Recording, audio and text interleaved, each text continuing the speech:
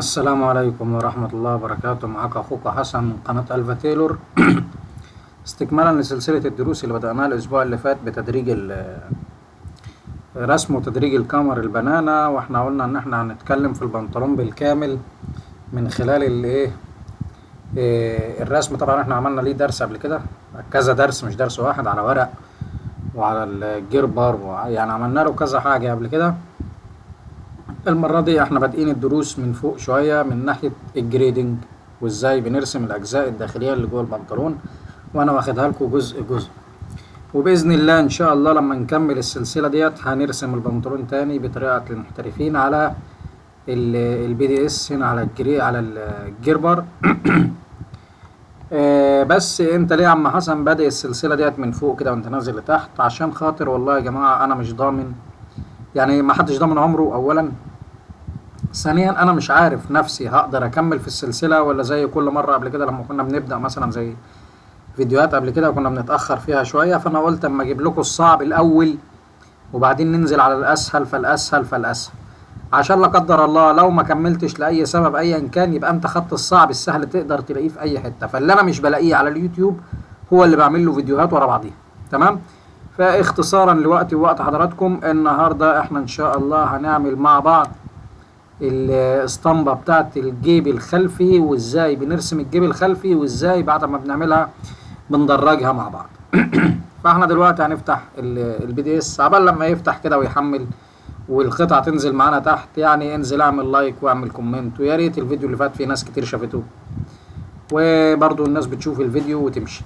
طيب مش هنطول عليكم، اللي عايز يعمل يعمل واللي مش عايز يعمل براحته.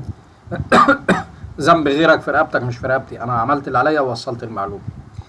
احنا هنا هنطلع الظهر اهو، هنعمل له كده تريس. وانا قلت لك برضو الكلام ده الفيديو اللي فات، احتفظ بقالب فيه كل شغلك، بيبقى اسهل في التعديل، بيبقى اسهل ان انت تعمل منه كل حاجه.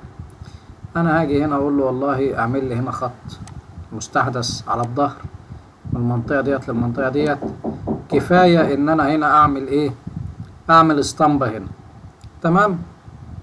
فانا هنا كده ايه، هقص بقى ايه بناء على الخط ده بدل ما اطلع الظهر كامل يعني اهو كده.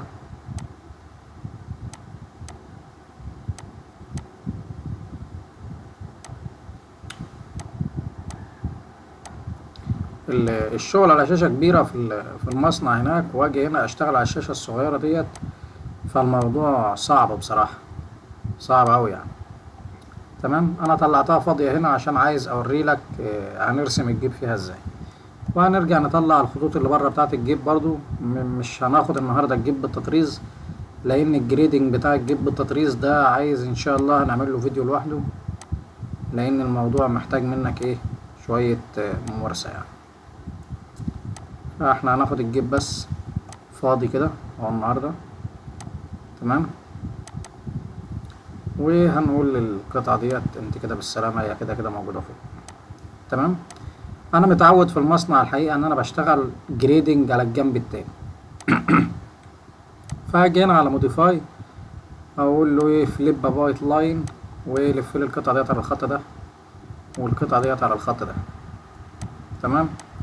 وهاجي تاني هنا اقول له روتيت، وهقول له هنا ايه بريفورم الاختيار اللي تحت، واقول له على محور الواي حدد القطعة، اقول له كليك يمين اوكي، اقول له ايه على الخط ده، فهيلفها لي كده على محور الواي. الجيب اللي انا مطلعه ده واخد خط نسيج غلط. المفروض ان انت بتقص الجيب لو هتقص بنطلون بتخلي خط النسيج يعني عمودي على الجيب، يعني الجيب يبقى معدول كده على القماش لما تيجي تعشقه. طب بنعدل ده منين؟ اهو برضو في نفس القائمة اللي هي بتاعت موديفاي، بتروح على ريكت انجل وبتقول له ريكت انجل جرين لاين، وبتيجي هنا تدوس على الخط بس. خلاص كده هو عدل الخط.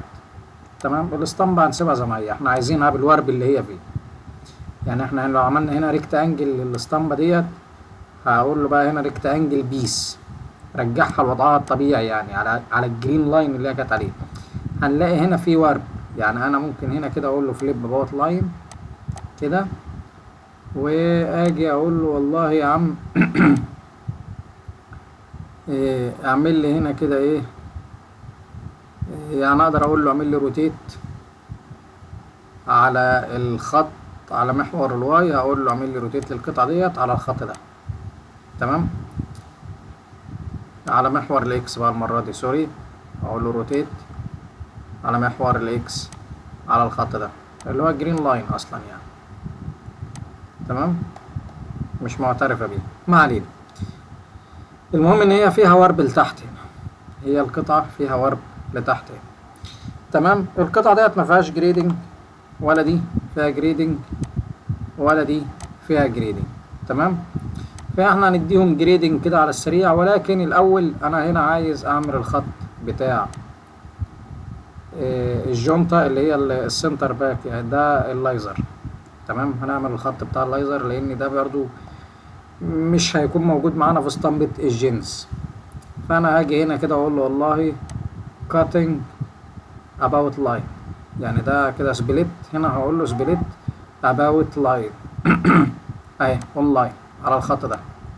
اوكي اوكي، المفروض ان انت بتسمي القطعة ديت وانت شغال يعني لو عملت الحركة دي.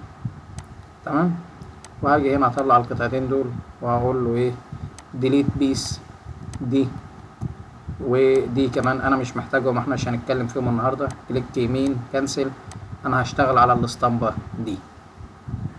تمام، هاجي هنا في الجريد انا هديها من بره اي جريدنج، احنا النهارده هنتكلم على تدريج الاسطمبة نفسها من جوه. طب احنا نديها من بره اي جريدنج ليه يا عم حسن؟ عشان خاطر انت اصلا المفروض الاسطمبة ديت بعد ما بتعمل، لو انت ايه لما نيجي ندرج البنطلون هوريلك ان انت بعد ما بتعمل البنطلون يا باخد كوبي من النقط اللي انا درجتها في البنطلون للاسطمبة، يا اما باخد اساسا بعد ما خلصت الظهر بقوم جاب نفس الاختيار اللي هو هنا في الموديفاي اللي هو سبليت ده، واقوم قاصص اسطمبة جديدة بالجريدنج بتاعها جاهز. فبيفضل عندي الجريدنج اللي جوه اللي هو اللي صعب اصلا، اللي احنا النهارده هنتكلم فيه مع بعض. تمام، طيب انا دلوقتي هحط جريدنج بره اي كلام، اي حاجه في اي حته، بس المهم ان هي تبقى متدرجه من بره. وهندي برضو نفس الكلام ده للجيب. تمام، فالجريدنج اللي احنا بنحطه ده مش قاعده اساسيه، ومعايا ما تاخدش قاعده اساسيه، لان انا راجل بشتغل بجداول. زي مثلا الجدول ده، انا بشتغل في شركه بتصدر لماركات طبعا كولنز وحاجات زي كده. فانا عندي بيجي لي جداول، زي انا ما بشتغلش بدماغي انا، ولا بنفع ادرج بنطلون واسيب سنتي في الصدر ومش عارف هنزود 2 سنتي في الظهر ومش عارف ايه. انا بيجي لي جدول حاجه شبه دي كده. تمام، فبشتغل بناء عليه يعني. تمام، هو هنا حتى ايه الاوفيس اهنج للاسف يعني، حملنا على الجهاز ما لا يجب ان احنا نعمله يعني وعشان كمان في حفظ تلقائي فايه الدنيا بتاعته باظت يعني. بس انا بيجي لي جدول زي ده بيكون فيه ارقام هنا كده، بس يا بابا بيكون فيه ارقام هنا كده، وهنا قبل الانكماشة، وهنا الانكماشة، وهنا بعد الانكماشة، وقصة حزينة كده، وبناخد الفروقات. واعتقد ان انا وريتكم الحاجات ديت قبل كده في الايه في الكاميرا خلينا نرجع بقى ايه للقطعة بتاعتنا هنا. طيب في طريقة، خلينا نبدأ كده ونقول بقى بسم الله الرحمن الرحيم. إيه اولا كده انا هاخد الخط ده كده ايه موف لاين كنسل اهو موف، وهجيبه هنا على جنب كده، وهقول له كمان ايه صغرهولي كده خالص كده، ونعمل له موف هنا. انا مش عايزه على الجنب ده كمان هيضايقني، انا هحطه هنا كده هقول له ايدي الدلتا حط لنا يا عم هنا كده ايه نص سنتي على محور الواي ابديت. تمام، لفوق بحطها بالموجب، لتحت بحطها بالسالب. هاجي هنا كده اقول له والله ادينا برضو على النقطة ديت كده ايه نص سنتي على محور الواي. طب بعملها ازاي كده؟ اللي فوق ديت كمان خدت جريدنج، انا كده ايه هديها من هنا ومن هنا على محور الاكس. بقول له كده اهو انا لسه ماسك الاداء، كليك شمال بسلك النقطة بتاخد اللون الاحمر ده معايا، هي هنا واخدة جريدنج على محور الواي. بقول له هنا كده ايه كلير اكس، انا عايز اديها دلوقتي على محور الاكس، وطالما همشي في الاتجاه ده يبقى همشي بالسالب. هقول له انا عايزك تكبر فوق مثلا -1 بكتبها. لو انا كلهم هيبقوا -1 خلاص بقول له ابديت اوكي، خلاص هي كده خدت جريدنج. تمام، بس هنا خدت جريدنج عكسه. فهاجي هنا كده اقول له والله اعمل لي كوبي نست من النقطة دي للنقطة دي، كليك يمين اوكي، كليك يمين اهو اوكي. هيروح اعمل ايه؟ عاكس الجريدنج. يعني هنا خدت خدت 50 يعني، تمام، اللي هو نص سنتي. تحت هنا راحت واخدة 50 برضو، فال50 التانية ديت صغرت الصغير وكبرت الصغير وصغرت الكبير لان هي واخداها بالعكس.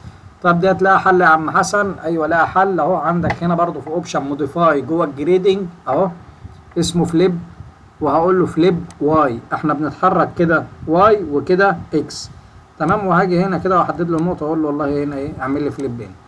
انا راضي بالجريدنج اللي حصل ده مؤقتا معاكم، بس كل الموضوع ان انا هاخد كوبي تاني من هنا كده، كوبي نست من دي لدي اهو للنقطه دي، من النقطه دي كده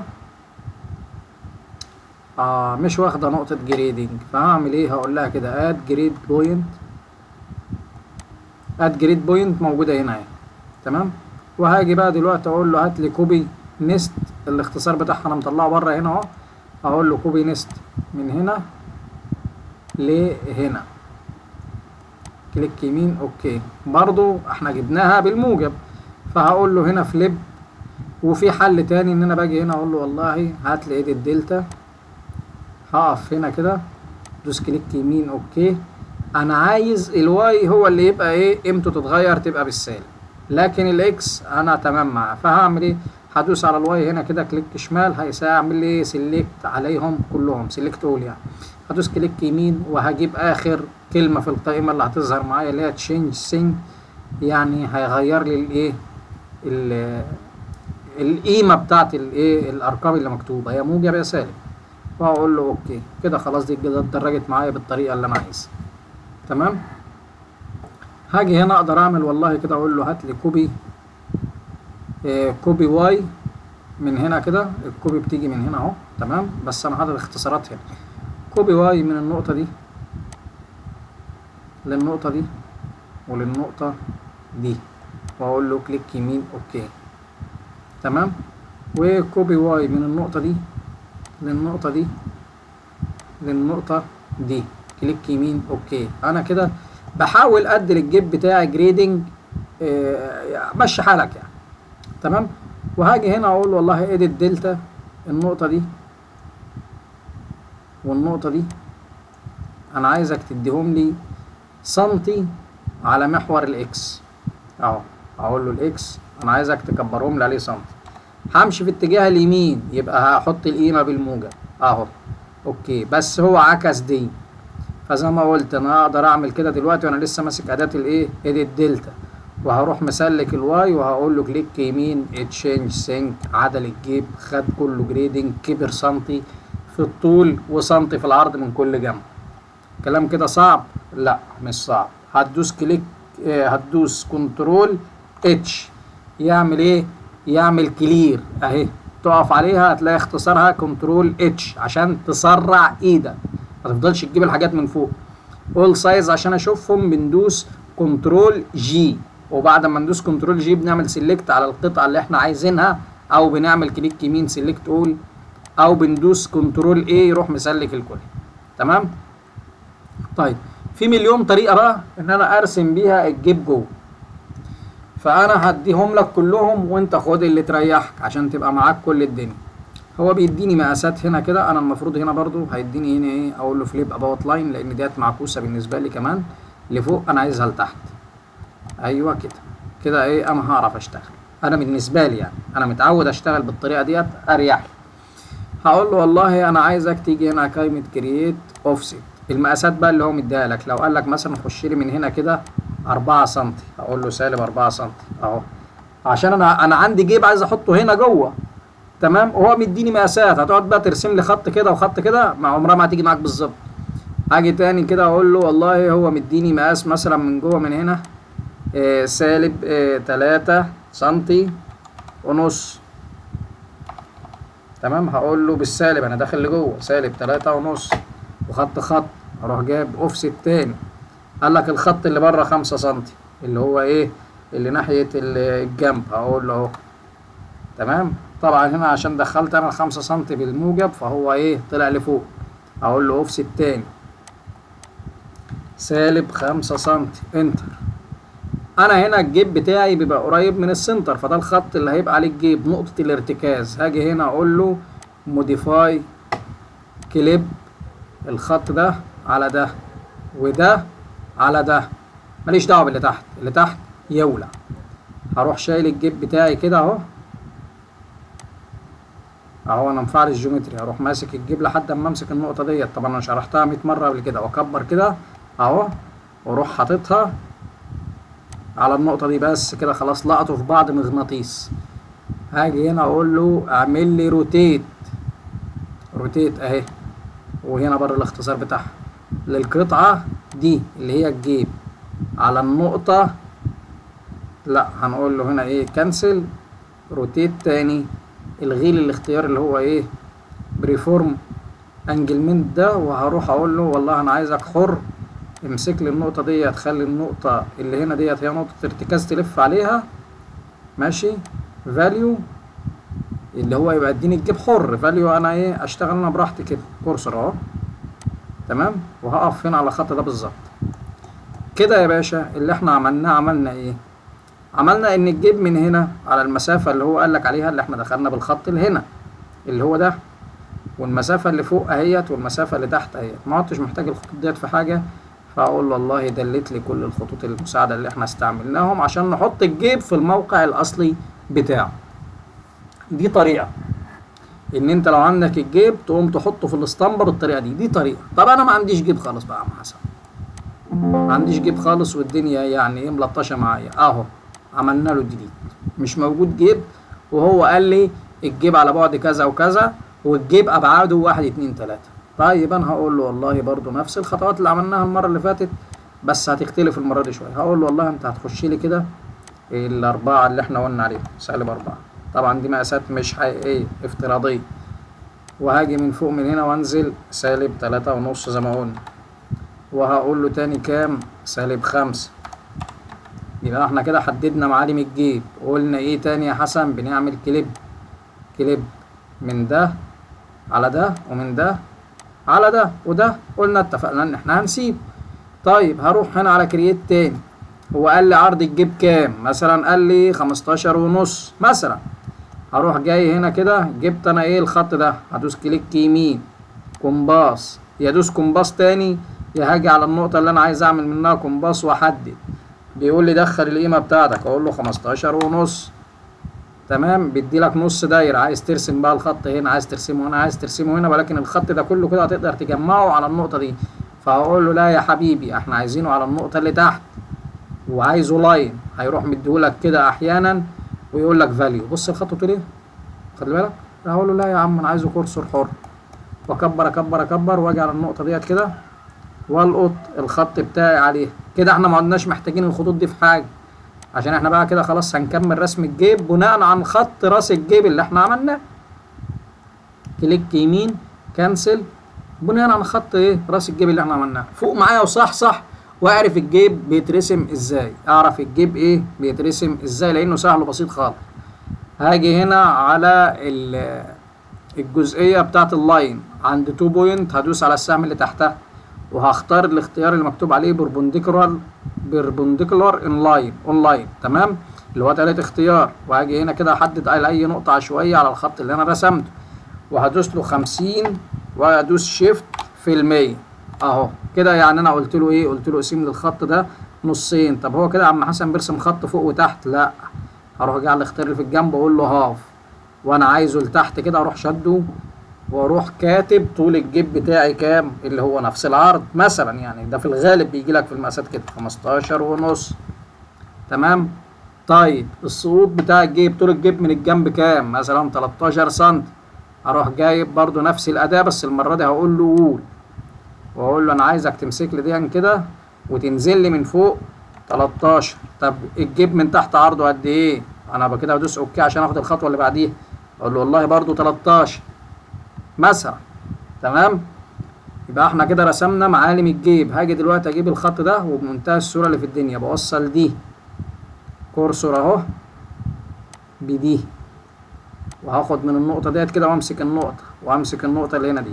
انا اقدر اكمل الجيب لف زي ما انا بعمل، او عندي اوبشن تاني عشان يسرع الدنيا ويسهل عليا اللي هو ميرور، واروح دايس هنا ودايس هنا، دول الخطين اللي انا عايز انقلهم الجنب التاني، وادوس كليك يمين اوكي، واروح مختار الخط بتاع النص اللي هو اتزان الجيب اللي انا رسمته عشان ارسم عليه الجيب. كده الجيب اترسم.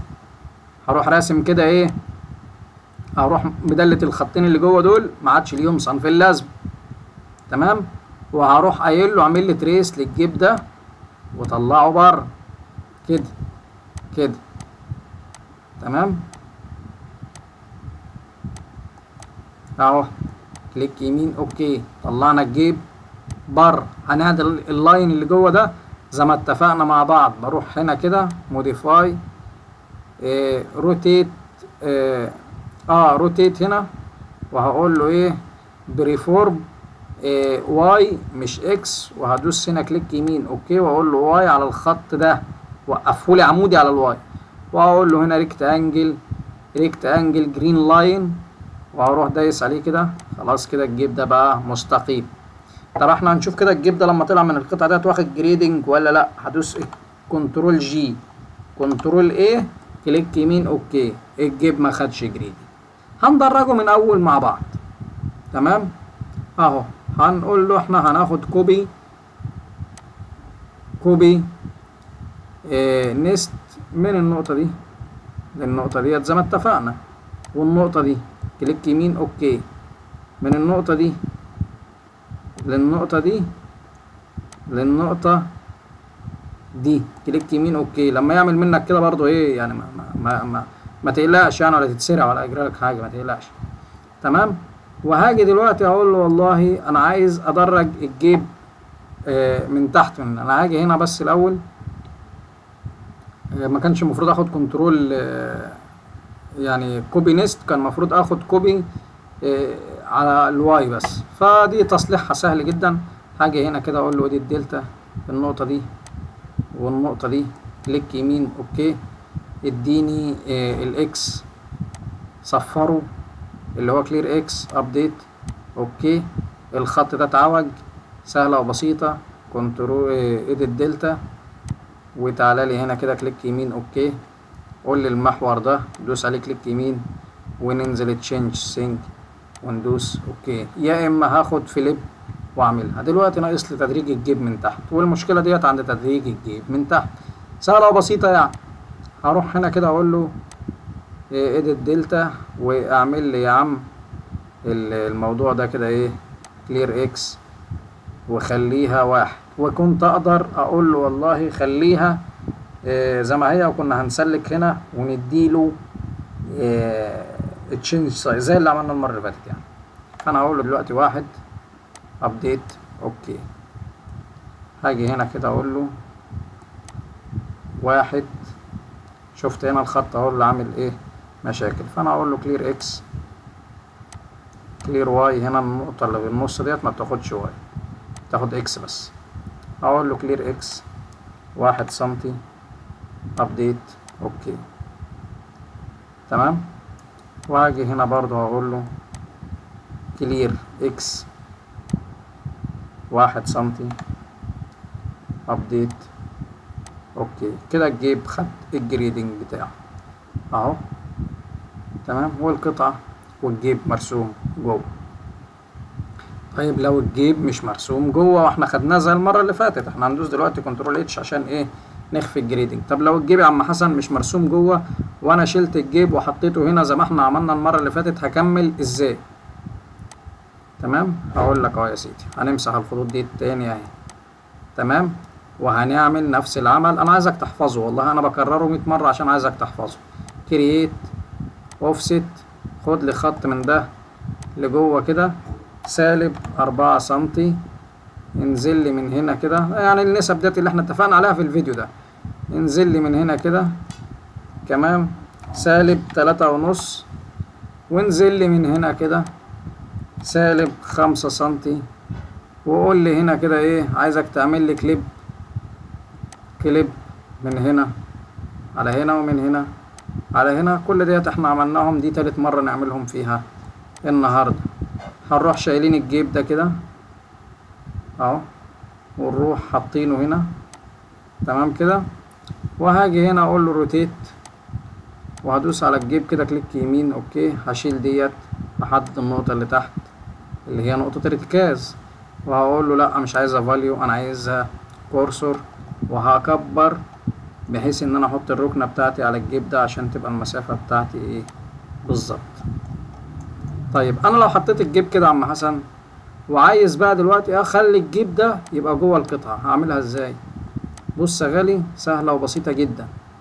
هتروح جاي هنا على كرييت، هتيجي هنا هتلاقي فيه اختيار اهو اسمه كوبي لاين، والاختصار بتاعه كنترول اف. هتروح دايس عليه تمام، وهتعمل سيلكت للايه، للخطوط دي. ادي خط 2 3 4 ادي 1 2 3 4 5. كليك يمين اوكي، بتختار يقول لك هنا سيلكت ذا بيس اللي هتستلم الخطوط، فاهي القطعه اهي. بروح دايس عليها كليك شمال تمام، كليك يمين اوكي. فبيقول لي ايه، عايز تحط الجيب ده فين، عايز تنقله توديه فين؟ فبقول له لا والله يا عم انا عايزك، هدوس كليك شمال مع يمين مع بعض، هيروح مديني القيمه اللي انت عايز تنقله بيها. هروح مصفرها وادوس انتر، فهو كده هينسخ لي الخطوط ديت في مكان ما الجيب ما هو راكب بالظبط. ويبقى احنا كده رسمنا الجيب جوه القطعه لو الجيب عندنا، ورسمنا الجيب جوه القطعه لو الجيب مش عندنا وطلعناه من القطعه. فانت كده خدت كل الاحتمالات اللي ممكن تاخدها ازاي ترسم الجيب جوه الاسطمبه لو هو مش مرسوم تمام. ودلوقتي بقى خلينا نروح للحته بتاعه الجريدنج عشان ما يبقاش الدرس طويل. فقبل ما نروح لها احنا هنعمل كده ايه، موديفاي ريكتانجل للجيب ده، عايزين نرجعه مكانه، فهنقول له ريكتانجل بيس اوكي، كليك يمين اوكي تمام كده. هندوس هنا كده كنترول جي عشان نظهر كل المقاسات. حتى هو هنا لما دخل الجيب جوه الجسم اخدوا كوبي بالجريدنج بتاعه جوه الجسم تمام. بس مش مهم يعني، مش مهم بالنسبه لي. انا هدوس هنا تاني كنترول اتش. انا عايز حاجه مهمه قوي. انا دلوقتي لو خدت كوبي من القطعه دي كده عشان اوري لك بس الموضوع ده بيتم ازاي، كوبي من القطعه ديت اهي، واقول له اوكي تمام كده، وهاجي هنا اشيلها كده واقول له اعمل لي فليب اباوت لاين، موديفاي فليب اباوت لاين اللي هو الجرين لاين اللي هنا ده. فهو راح قلبها كده اهي تمام. هاجي هنا كده اقول له والله لا انت امسك لي الخط ده على الخط ده، واعمل لي كده روتيت لنفس القطعه ديت اهي، روتيت. عايزك تعمل لي من الخط ده كده على النقطه دي اهو، كليك يمين اوكي على النقطه دي، ولفها لي كده كورسور، انا عايزها كورسور، وكبر لي كده يا عم كأن احنا بنخيطها اهو تمام كده، كليك يمين اوكي. هي مش جايه بالظبط بس انا عايزك تفهم بس ايه وجهة النظر بتاعتي اهي، هي كده دلوقتي بالظبط تمام. دلوقتي بتاع الجودة اللي بيجي يراجع وراك المقاسات بيقيس من النقطة دي للنقطة دي، فأصبح إن النقطة ديت على خط عمودي مع الخط اللي هنا ده، يعني مايلة لجوه شوية كده. طيب أنا عشان أحل المشكلة دي يا عم حسن هعمل إيه؟ الأول همسح القطعة اللي جوه ديت عشان إحنا إيه مش عايزينها. وتعالى لي هنا هدي لك اوبشن، انا شخصيا لسه قايل لصاحبي انا لما اقول لك على الاوبشن ده اخد منك 100 جنيه، وقعدنا نضحك والله تمام. طيب بص الاوبشن ده بيقول لك ايه، انزل لي كده هنا كده هتلاقي فيه بيربنديكولار اوف لاين مش اون لاين اهو، هاته. تعالى كده امسك لي اي نقطه من النقط التقاء الجيب ببعضها ديت كده وحددها، حددتها دوس على الخط اللي انت عايز تعمل عليه خط عمودي اهو، شكرا عمل لك خط عمودي على الخط ده. يعني الزاويه اللي هنا ديت كده 90 درجه، الخط اللي معدي ده هو المازوره اللي هتتفرد عشان تقيس لك هنا. تقدر تستعمل نفس الاوبشن ده وتعمل خطين من هنا، او تقدر تعمل الخطين دول عادي كده بالخط ده اهو، وانا اقول له والله يا عم انا عايزك تمدهم لي كده بعيني اهو، بعيني كده في العدل بتاعهم، زي ما الراجل بتاع الجودة هيجي يراجع ورايا المقاسات ديت على الترابيزة هناك لما البنطلون يتجمع دوس كليك يمين اوكي، وهقول له كنترول جي على القطعة ديت اظهر لي كل المقاسات بتاعتها. تمام. هاجي هنا كده هقول له والله انا عايزك يا عم في قائمة الجريد هات لي كوبي نيست، كوبي نيست على طول من النقطة دي للنقط، مجموعة النقط دي بحددها كده، كليك يمين واروح محددها كده، تتخضش من المنظر اللي حصل ده. هاجي هنا اقول له كليب من موديفاي، كليب الخط ده على ده، يروح مسوي لي كل الجريدنج بتاع ده على ده. ما سواهاش زي كده ما تزعلش نفسك، في عندك هنا اوبشن في الجريدنج اهو اسمه انترسكشن، بس هنا هقول له انترسكشن واي، واروح ماسك النقطة ديت هيروح مسوي لي الدنيا ديت كده. تمام كده يا باشا. تمام يا سيدي. حاجة هنا اقول له والله اعمل لي ايه روتيت للقطعة ديت، بس الاول هنا هختار الاختيار ده واقول له على محور الواي روتيت للقطعة دي على الخط ده اللي انا لسه راسمه عمودي على النقطة دي. تمام. وهاجي اقول له والله يا باشا انا عايزك تروح جريدنج تاني وتعمل لي هنا في حاجة اسمها ريستاك في قائمة فيو جوه الجريدنج اهو، ريستاك، واروح ماسك الخط ده وانزل انزل انزل لاخر نقطة فيه واعمل ريستاك، يروح ماسك لك هنا المكان ده زيرو لو جيت تقيسه. تمام. وهاجي هنا بقى اروح مدخل قيمة الجيب، لان ايه بقى الجيب هنا في الاستنباط لما بتيجي تدرج بيكبرها من ناحية السنتر الداخلي، من ناحية السنتر باك الداخلي بتبدأ تكبر كل ما يسعى التاني مثلا 3 مللي مثلا يعني. فانا عشان اعمل الحركه ديت لازم اعمل كده ريستاك هنا، اقوم ماسكها عشان ابدا ادرج الخط هنا. طب انا مش هدرج الخط لوحده، انا عايز ادرج مجموعه النقط دي. تمام. فهاجي هنا اقول له والله اعمل لي ايديت دلتا لمجموعه النقط الجميله اللي هنا دي. انا عايز الاكس زيرو اهو، هقول له كلير اكس. عايز الواي بقى كام اهو نقطه بوينت 3 اهو، اقول له اوكي ابديت اوكي. تمام. هاجي هنا برضو هقول له يا اما اعمل له كليب على دي، يا اما اختصر على نفسي اقول له والله انا عايزك تعمل لي انترسكشن. على فكره الكليب شغال قوي في الاصدارات الحديثه من جربر، يعني انا عندي هناك اصدار 17 في الشركه الكليب بيظبط عن الايه عن الانترسكشن، بس دلوقتي طالما الانترسكشن شغاله هنا فمفيش مشكله اهو، هتروح مختار النقطه هيروح مظبط لك هو الخط هنا. تمام كده. بعدها هاجي اقول له هنا لا والله يا عم انا عايزك كمان تجيب لي هنا كده كوبي اكس، كوبي اكس من النقطة دي على المجموعة دي كلها كده. اوكي. فكده اصبح ان هو مديني الخط ده زيرو، الخط اللي فوق ده الفرق في الاستنباط انا عايزه زيرو اهو، اصفار كله، كل الخط اللي فوق ده في الاستنباط متوزع الخطوط ديت بقت ايه 54 مللي كلها.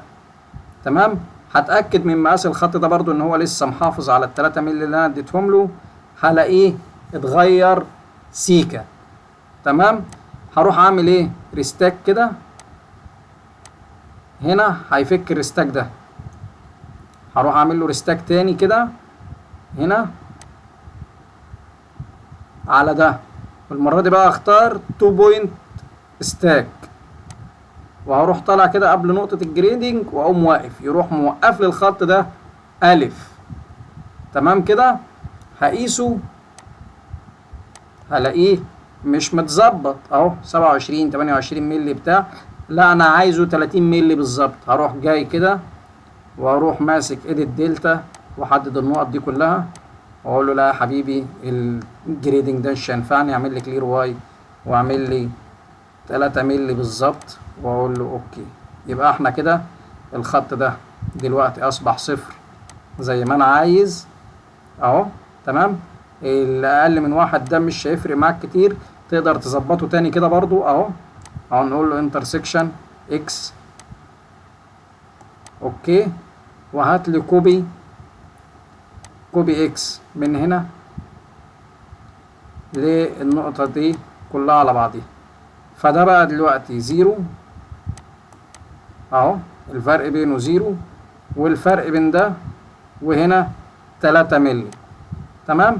هروح مكبر الصورة بتاعتي كده وهروح جاي هنا كده اخر الجيب بتاعي واظهر الجريدنج بتاعه كنترول جي، كليك شمال كليك يمين اوكي. هقول له اعمل له ريستاك للجيب ده على النقطة دي. يعني ايه ريستاك اصلا يا حسن؟ عشان انا بقول لكم عليها كتير ولسه ما شرحتهاش. ريستاك يعني هو يبقى واخد نفس المقاسات وانا اقول له والله بص انت زق لي كل القطع وخلي لي النقطه ديت كده صفر اللي انا عملت من عندها ريستاك، وخلي لي الخط ده كده صفر. لو انا ايه طلعت فوق كده قلت له ريستاك 2 بوينت مثلا، خلي لي الخط ده ايه صفر فوق وتحت، فيروح زايق لك القطع في اي اتجاه تاني بحيث ان يخلي لك الايه النقطه اللي انت قلت له عليها اعملها لي ريستاك ديت صفر، او يروح عادل لك الخط بتاعك من الناحيه التانيه. فانا هاجي هنا اقول له ايه ريستاك تاني، فك لنا الريستاك الاولاني، ريستاك على ده هيفك لي الريستاك الاولاني. اقول له ريستاك على النقطه ديت كده اللي هو ايه راح مطلع لي الجيوب هنا. اقول له والله دلوقتي اديني كوبي نيست من النقطه دي لمجموعه النقط الفاشله دي كده تمام. وهاجي هنا اقول له والله اديني اديت دلتا روتيت للقطعه ديت على محور الواي. انا عايز الخط ده هو اللي ايه اللي تعدله لي قائم. عدلته قائم في الغالب الكوبي اللي اخدته من هنا دلوقتي مش هيبقى قيمته مظبوطه هنا، لان هو ايه بيدرج على الواي، فده كان فيه سنه ورم تمام. هاجي هنا اقول له تاني معلش استحملني واديني كوبي نست من النقطه دي اهي لمجموعه النقط دي اهو، كليك يمين اوكي تمام. فاصبح الارتفاع بتاع الخطوط ده اللي انا عايزه نفس الارتفاع اللي هنا. فهاجي هنا كده واقول له انترسكشن اكس، اعمل لي سوي لي الخط ده على كل الخطوط بتاعه القطعه، يعني كل مقاس يبقى متساوي على ايه الخط اخره على نهايه الاسطمبه من فوق. وهاجي هنا كده ما تزعلش ان في خطوط صغرت وخطوط كبرت، نو بروبلم. هاجي هنا كده اقول له كوبي اكس من النقطه دي لمجموعه النقط دي، كليك يمين اوكي. اداني كده كام؟ اداني هنا زيرو، لا مفيش زيرو تحت، في كذا واحد. فاروح جاي له تاني كده اقول له انترسكشن اكس من هنا على النقطه دي، وهات لي كوبي اكس من دي لدول. انا كده بقول له ايه صفرها لي نفس القيمه اللي واخدها هنا ياخدها هنا، فيعني اعمل لي المسافه ما بين الخطوط ديت صفر. هدوس هنا هيديني ايه برضو في سنه وحايد صغيره كده. فانا ممكن اجي هنا كده اقول له والله يا عم انت ايه في عندك مشكله في ارتفاع الخطوط ديت، فاديني انت بقى من هنا كده كوبي واي من هنا لهنا، كليك يمين اوكي. راح عادلها لي اهي، لان كان في خط عالي وخط واطي. دلوقتي هاجي اقيس الخطوط ديت كده بقت اصفار اهي كده. انت شغال مظبوط. هتيجي بقى هنا كده وتروح عامل لي ريستاك فين بقى عم حسن؟ من الخط ده على النقطة الأخيرة في دي تحت، الله عليك. ومن النقطة الأخيرة ديت كده عايز ريستاك قبل النقطة الأخيرة دي ما يقف. ليه بقى أنا كده خليت الخط ده زيرو زي الخط ده؟ ما هو زيرو تمام. فدلوقتي لما أنا أنقل القيمة بقى بتاعت التدريج بتاعت الجيب كده كوبي لداخل الاسطمبة هنا اهو اوكي، كوبي اوكي كوبي من كل نقطة للنقطة ايه الموازية ليه اهو اوكي، كليك يمين اوكي تمام كده. خدوا نفس الجريدنج، بس هنا في حاجة اختلفت في الجريدنج بتاعي. لو جيت اقيس الخط ده كده هلاقيه اختلف. شفت الاختلاف اللي فيه؟ هاجي هنا كده اقول له والله ما تزعلش مني يا ابن الحلال، تعالى لي كده اديني كوبي واي تاني من النقطة دي للنقطة دي، كليك يمين اوكي. طيب حصل هنا عندي مشكلة تاني، في خط طويل وخط قصير. هقول له انترسكشن اكس من الخط ده من النقطة دي وهدوس له كليك يمين اوكي. هتأكد كده المسافات مظبوطة ولا لا قبل ما اطلع وافك الريستاك بتاعي اهو. هدوس كليك يمين اوكي. في عندي مشاكل هنا، فهروح جايب كده كوبي اكس من النقطة دي لمجموعة النقط دي.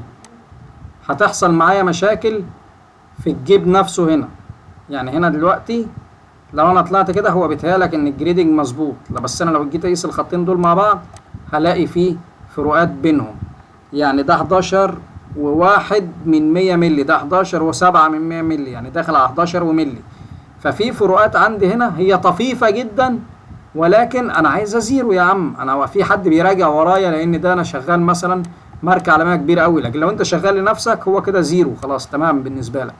وهتيجي تصليحها سهل خالص، هتروح راجع تاني تاخد كوبي نيست من النقط دي كده لدي، كليك يمين اوكي، ومن دي عشان برضو ما يكونش زق الجيب ولو اقل من حاجة بسيطة اهو.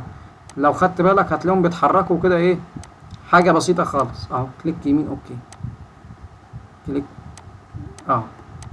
اوكي. نراجع بقى مقاساتنا تاني كده مع بعض بالراحة اهو. انا عايزة الخطين اللي فوق زيرو، هقول له اهو لاين لينس، قيس لي ده الفروقات زيرو، الله ينور. قيس لي ده، كليك يمين اوكي، الفروقات زيرو، الله ينور. قيس لي الخط اللي هنا ده اللي انا كنت عايزه قائم ده، الفروقات 3 مللي كلها بالظبط، الله ينور. تمام. قيس لي بقى خطوط الجيب وقارنها مع بعض اهو. كليك يمين اوكي، المقاسات في الجيب وفي الاسطمبة كلها ملي بالظبط، كلها نفس الفروقات اهي، نفس طول الخطوط هنا اهو. تمام. هناخد الخط اللي تحت، هقول والله الاتنين دول قارن لي بينهم بالظبط وبالملي. تمام. هاخد ده مثلا كده على سبيل المثال وده على سبيل المثال اهو. ادي احط الخطين تحت بعض اهو، ده هو ده بالملي كده. مبروك، انت درجت الاسطمبة بتاعتك.